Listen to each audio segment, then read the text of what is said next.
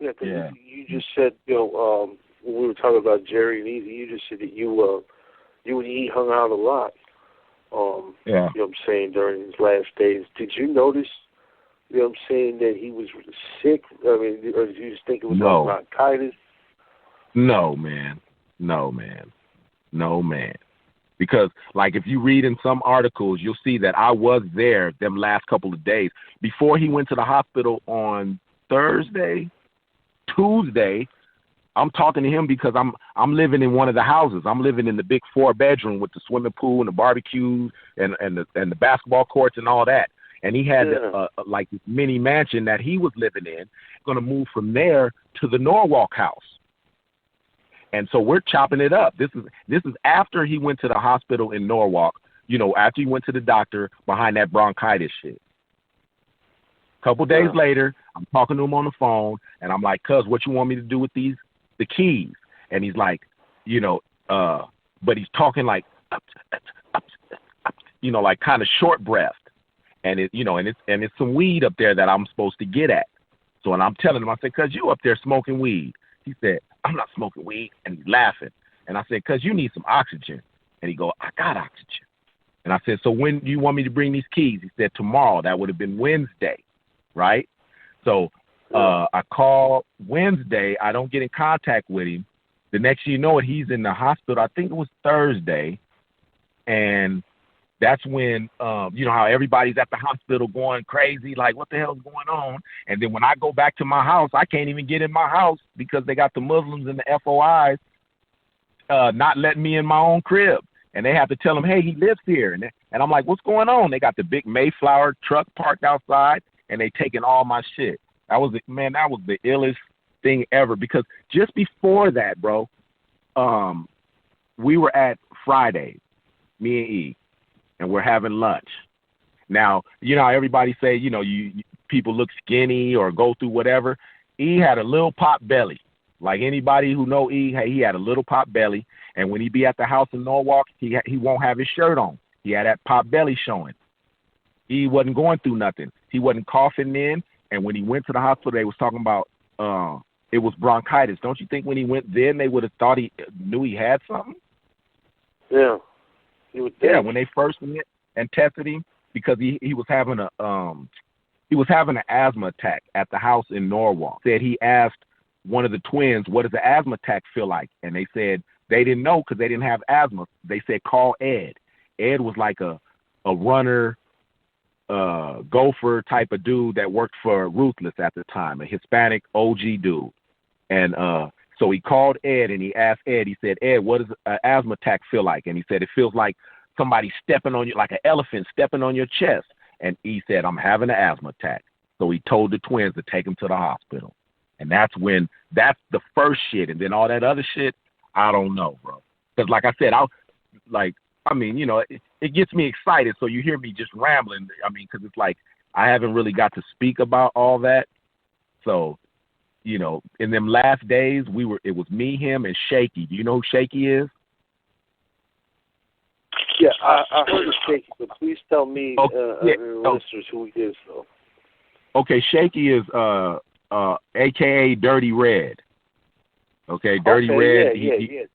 Yeah, that's Shaky. Okay, so exactly. He used to write stuff for E and all that. Shaky, Dirty Red. Good dude. So it's me, Dirty Red, and Eazy. We're at the little mini mansion talking about what song should be my second single.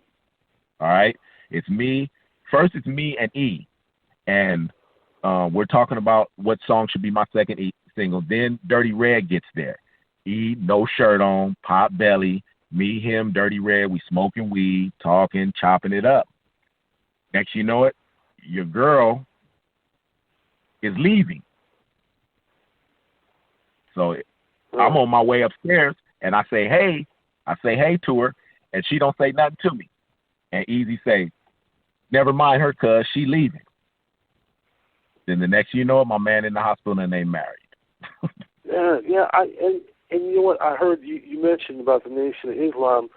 I heard Ben Westhoff was on the show, and he was talking about in his book Original Gangsters some information he found out. They were giving him this drug called Chemron, experimental drug. Right. And you said you don't know nothing about none of that stuff because you probably weren't allowed to see him, were you? Well, no, I wasn't. None of us were allowed to see him. And then at first, yeah. because I'm in that book. I'm in the Ben Westhoff book. And in the beginning, they were talking about how they had the cure and they wanted to get it to Brother Eazy. But they were something about she wouldn't let him because they had him on one floor and we was all on one floor, but they had moved his body to another. He was on another floor. So they were sending us through all kind of shit. It was crazy. Nobody could visit him. I think maybe Julio G and them. I think maybe they visited with him. I think maybe Cube, but everybody else, nuh-uh. Then eventually the FOI was full on involved and they was protecting shit and they was around and I heard they was trying to give him the cure, but I didn't know that they were actually giving it to him. I read that in the book too. That was a shock to me. I heard they were trying to get it to him and they were being blocked from getting it to him. Oh.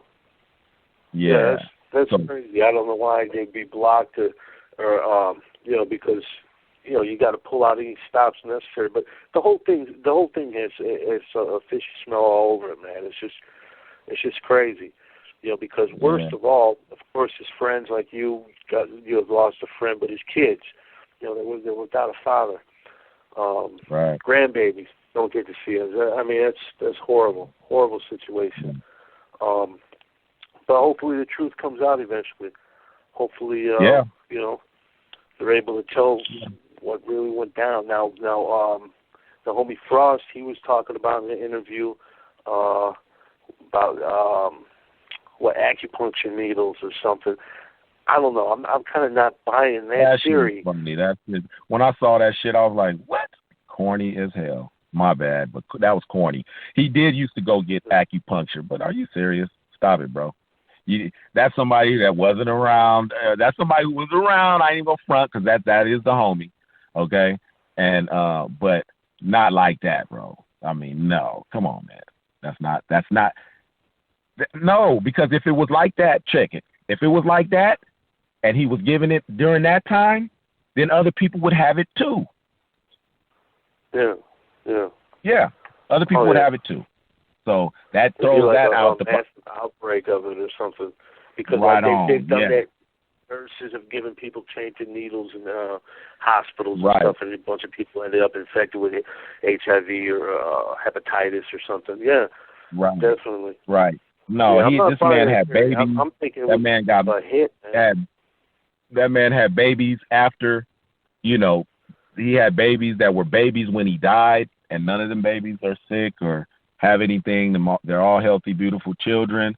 All his kids is beautiful, real shit. I know a couple of them, more than a couple of them. And, they all beautiful, doing in their own way, doing their thing. And, but come on, man,